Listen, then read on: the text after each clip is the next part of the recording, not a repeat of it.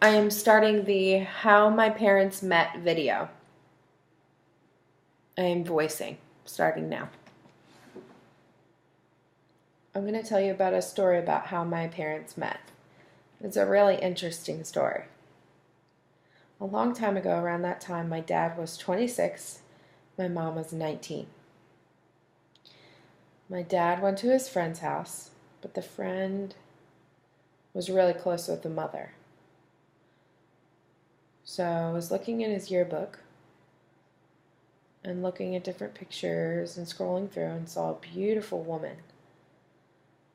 Her name was Josephine. That's my mother's name. So my dad asked the friend, and he was explaining to him who she was. And my dad said, "Where does she live?" And the friend said, "She lives in Ventura, but I don't have an address." And so my dad said, "Okay."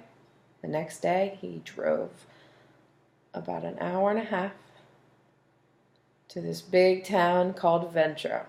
Wow. He didn't have an address. But they had phone booths back in the day. And under the phone booths, they had phone books. So he was looking for the name Colvis. And there was a long list of names in the phone book with Colvis.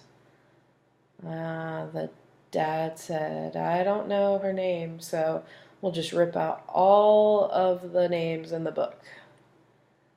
He got in his car and he looked at started at the first house. Imagine how many houses.